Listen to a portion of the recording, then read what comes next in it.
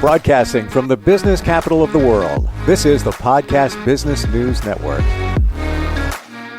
Welcome back, everybody. It is something that many of us suffer from, and when it happens to you, it's almost debilitating and crippling, the feeling. I'm talking about a migraine headache. A lot of times it comes out of nowhere. A lot of times it hasn't been diagnosed. Many doctors can't figure out why many of us have these migraines, but they exist. And instead of taking some kind of pain reliever, how about trying something different like acupuncture? It helps millions of people every year with acupuncture and migraine headaches. And we've got somebody that specializes in that out of New York City. Dr. Kelly joins us here on the program. How are you doing today? I'm doing good, Steve. How are you doing? Very well, very well. And I'm hearing more and more on acupuncture supporting people with migraine headaches. How about we go to the basics on migraines? I know there can be lots of different causes, but for the most part, what typically is causing a migraine headache?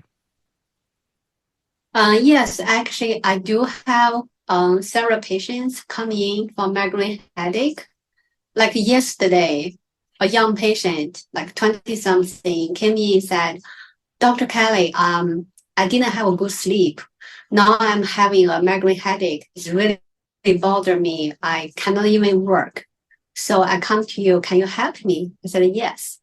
So usually migraine headache is only on one side, right? I used to have migraine headache almost every week. Wow. It's horrible.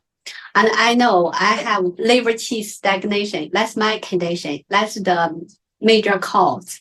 So basically, it's the stress, anxiety causes the migraine headache. Like, for example, when I went to school, when I was in school learning Chinese medicine, I worry about quiz, I worry about the test, I worry about showing up on time. So that actually gave me migraine headache, which, shouldn't be, right? We're studying Chinese medicine, we learn how to be healthy, but study itself somehow causes the stress, anxiety, then give me migraine headache, which is horrible. But the good thing is after I finish school, I don't have migraine headache anymore. Of course, I also treat myself, use acupuncture. So in general, acupuncture can release the stress. That's why acupuncture can help about the migraine headache.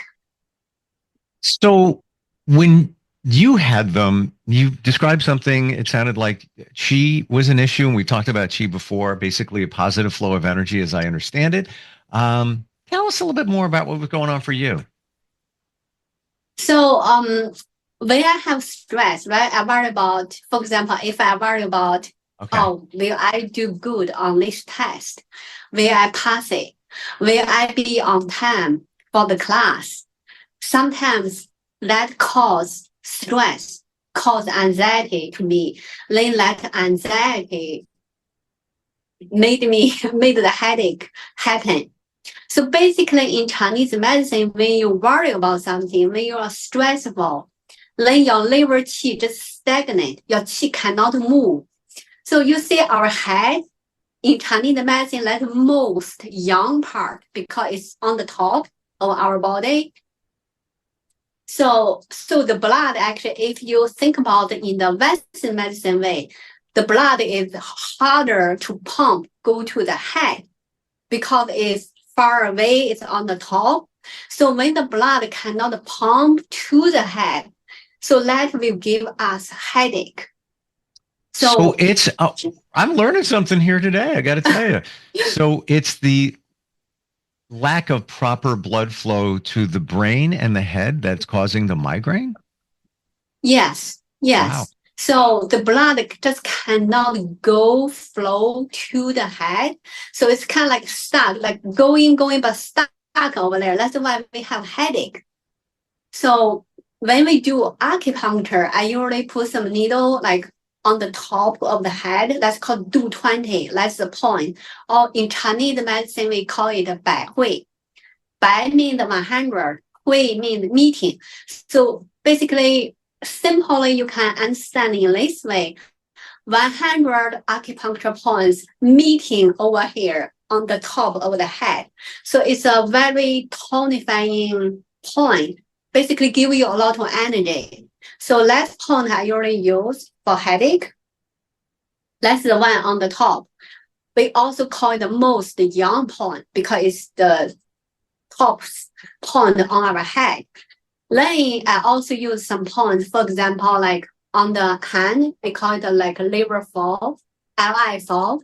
So in Chinese pinyin, we call it 合谷. And there is similar point on the foot, just between the big toe and the second toe, very similar place, location. So LI valve and the liver 3 on the foot. So 1 point on the left hand, 1 point on the right hand, 1 point on the left foot, 1 point on the right foot. So like 4, right? 4 points, we call it 4 gates. It's like 4 gates open up. Your qi started to move in your body. That's how we treat the headache. So when your qi starts to move in your body, then the blood not gonna stuck over there. That's how the headache gone. Is it reasonable to think that somebody is having a migraine headache because of stress, and what's actually going on is the blood is addressing other areas of the body because of the stress, and that means that there's less blood flow to the brain?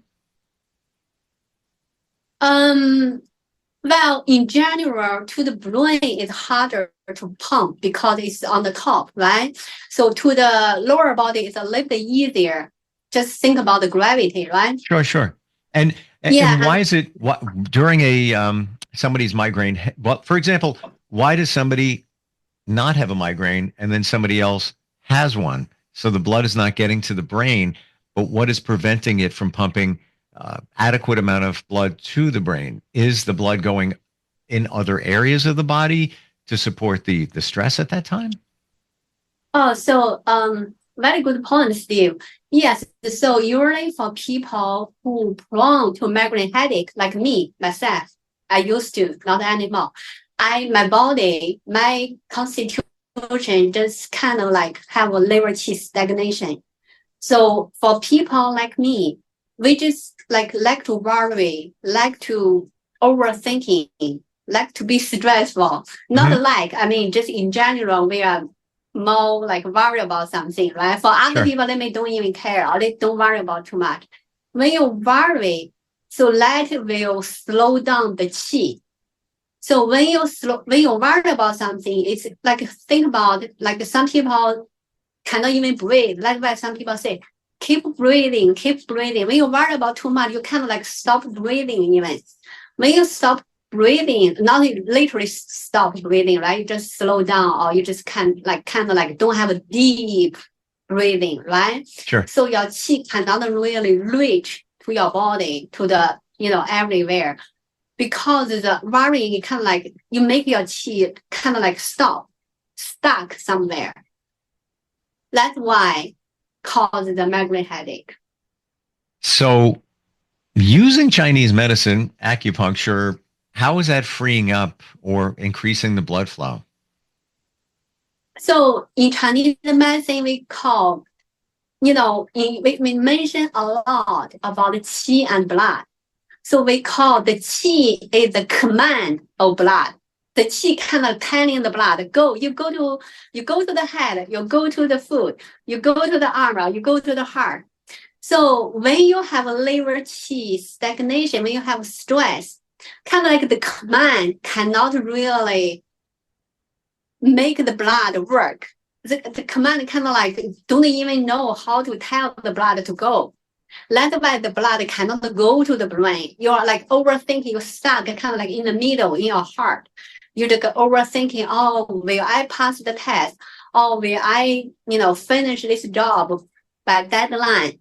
So that's why, like you said, because your qi is kind of like put somewhere like in your heart, overthinking, it cannot go to brain. That's why your brain missing the qi and the blood over there. That's why you have a headache, because it's kind of like the blood just cannot go because it's over here. It's stuck in the middle. So when you do acupuncture, you're freeing it up. Where are you actually putting in the needle for somebody that has a migraine, or can it be in different spots?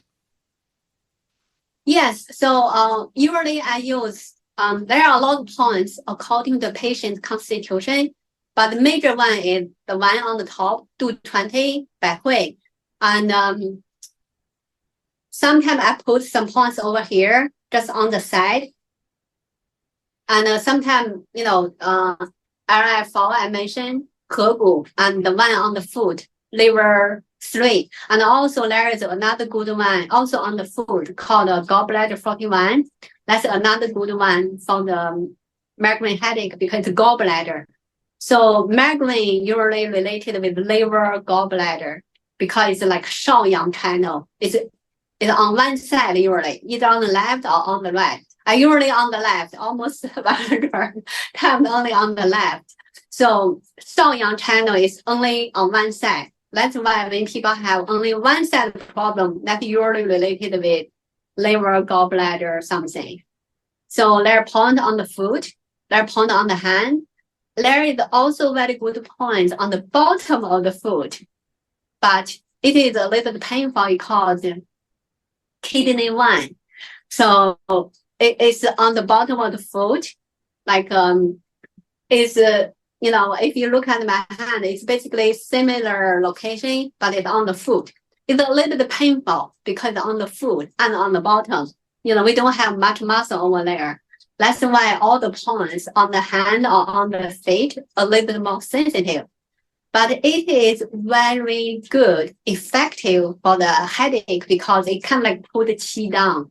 You start over there, put it down, so you will have a release.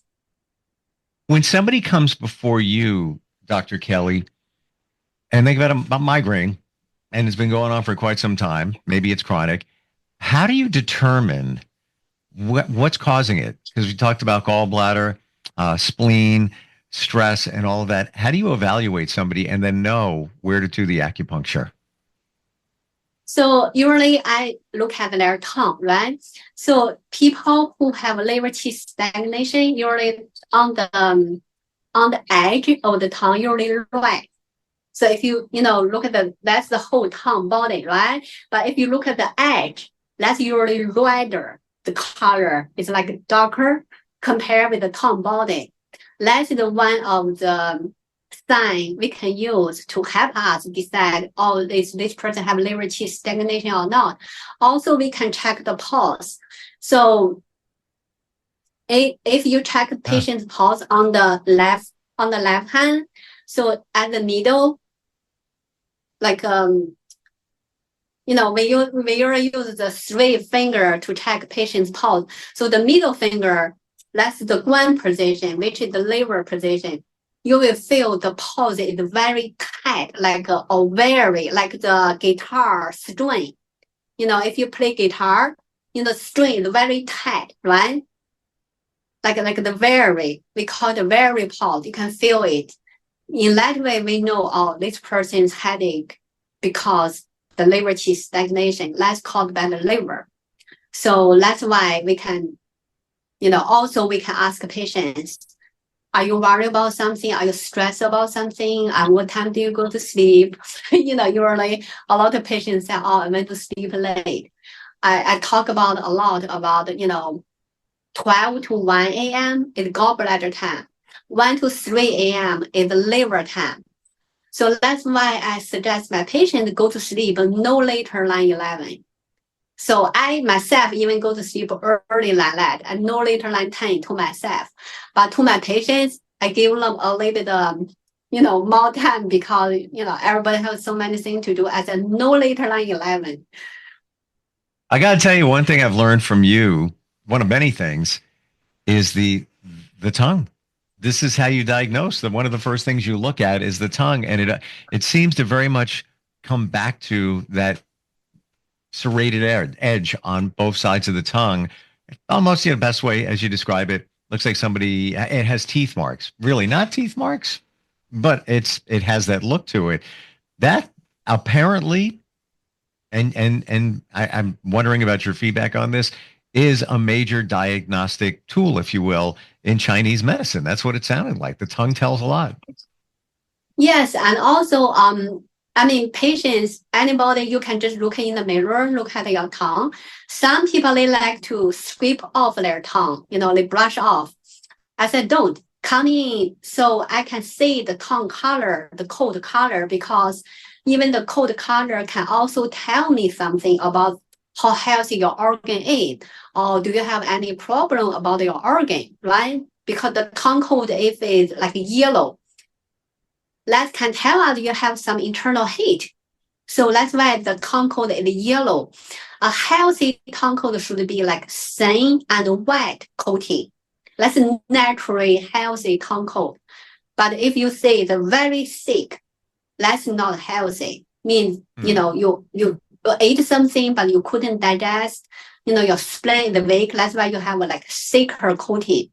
If the color is white, means, you have some cold or spleen qi deficiency. If the coat is yellow, which means you have some internal heat, let's turn the coating from white to yellow. Is it reasonable to think that the color of the tongue, the condition of the tongue can change depending on how you're feeling, what you ate, all of that? Exactly, Steve. You are absolutely right. Like what you're eating, how healthy you are, like even what time did you go to sleep, that can all show up on the tongue. That is why every time a patient come in, I usually check their tongue, check their pulse. So that's the indication of you're healthy or not.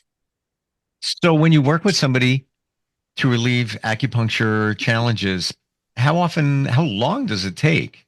Could somebody feel relief from a migraine in one visit? So yesterday, the patient, I put in the needle for half an hour. So he said he felt relieved, like 70%. So then I gave him extra 15 minutes. He said it's basically gone. So that's how long it take, about half an hour or 45 minutes. And in terms of follow-up, should somebody continue to go just to keep their chi in check?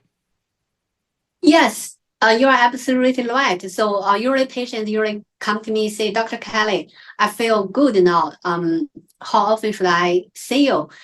I said, even your condition is good now, you feel better, but just to keep you in balance, right? Chinese medicine always talk about balance. So because every day, we have stress, we have anxiety from work or family, whatever. We put stress on our body, we make our liver qi stagnant. So to help you in balance, acupuncture can do that. So come in at least once a week. So we will move your liver qi, soothe your liver qi, to make your liver qi not stagnant. And if you didn't have good sleep, we can tonify your blood, so tonify your yin, so you're not off balance. That's why I suggest patients come in once a week. Actually, like I talk about my 70 years old patient, he's very healthy, but he's still coming in every week just to be in balance. And he's very happy. He said every time when he comes in, he has better sleep. I mean, his sleep is good, but after the treatment, he even has better sleep and he feel more balanced. So if you want to be healthy, I mean, come in, once a week. If you are off balance, we pull you back to balance. If you are already in balance, we can make you, even healthier, just to move the qi, move the blood, tonify you, because everyone after 30 years old, we started to lose qi and blood, right? We like the balloon, some air started to leaking. So when you do acupuncture, we basically put the qi back to the balloon. You are like full bloom again. When was the last time that you had a migraine? I couldn't remember, to be honest. It's Wow. It's a pretty long time. Yeah. And how often do you do acupuncture you on yourself. Actually, let me ask that question first. Can you do acupuncture on yourself? Yes, actually, I try to do it on myself every day, but that's not practical because it takes time. For example, when I do acupuncture on myself, I usually do on the head, do on my face for facial rejuvenation, and do on the body. So for the face, I have to look in the mirror, right? So let's take a longer time. So it's not practical to do it every day, but I try to do it at least once a week. And I think it is very helpful. Like migraine, I don't have it anymore. I don't even remember the last time I had it. And now I see it. Like we've talked before how acupuncture is like Botox, for facial rejuvenation. But I'm getting it now. It's reverse when you're looking in the mirror. So it takes longer for you to hit the target points, I would imagine, if you're doing it on yourself. Yes. So every time when I do acupuncture on myself, it takes like about an hour to put in and finish. So that depends. Do I have time or not? If I do have time, actually, I do want to do it every day because I can see the results. I literally see like my eye, kind of like bigger now, and my face more lifting. So it is really good because acupuncture basically move your qi, move your blood, tonify qi and blood. Basically, nothing bad, no side effect. That's why I suggest the patient come in. If you want to be healthy, you don't want to take a pill, right? Like a lot of people, like in America, even younger than 60, they take some pill for high blood pressure, some pill for diabetes, whatever, which, is not a good thing because medicine has a lot of side effects. But if you want to come in, I can treat your high blood pressure. Like yesterday, I had a new patient for facial rejuvenation. She said, Dr. Kelly, I also have high blood pressure. I said, yes, I can treat your high blood pressure. She also said, I have fibroid. Can you also treat that? I said, yes. So she came in for facial rejuvenation, but actually I treated her whole body. Wow. So in that way, you are not only get a facial rejuvenation, but you get like whole body treated. Would you say the main focus of acupuncture is to increase blood flow? That's really what's going on here overall. That's one of the function. Okay. It can also tonify. Like for example, people don't have enough qi and blood. For example, people very weak. They have a shortness of breath. They always feel tired. Their face is like pale. Their tongue is pale. If you check their pulse, it's very weak. Like doesn't have volume even. So which means this person is very deficient. In this way, we can tonify the qi and blood. We can like make you have more qi and blood. So move qi and blood is one of the function of acupuncture, but tonify you, give you more qi and blood is another major function. Learned a lot today. Gotta tell you, we've talked before, and you're great at breaking this all down for us. But today, for me, crystallized it in terms of what's going on, and fascinating how you can do acupuncture on yourself. It takes a little bit longer, depending on the target point. You're located in New York, and you support with acupuncture. Obviously, that's you have to be on site. Somebody has to come and see you for that. But there's lots of other modalities that you can support, even virtually, herbals, consultation, and all of that. What's your website, Kelly? How does somebody find you? It's www.kelly121acupuncture.com. And they also can call me at 347-885-1865. So they can have different way to contact me. Sure. Thank you very much for today. Thank you for all the insight. I really appreciate it. Thank you, Steve. Thank you. We'll be right back.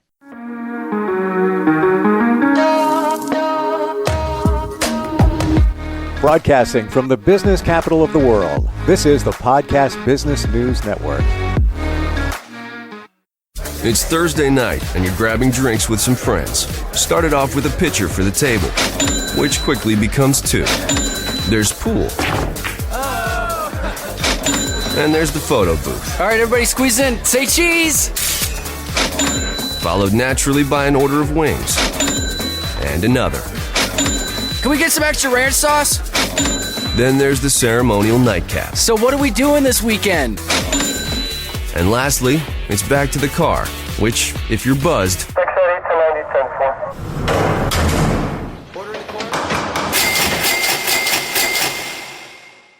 could be the most expensive night of your life. Getting pulled over for buzz driving could cost you around $10,000 in fines, legal fees, and increased insurance rates. Nothing kills a buzz like getting pulled over for buzz driving, because buzz driving is drunk driving.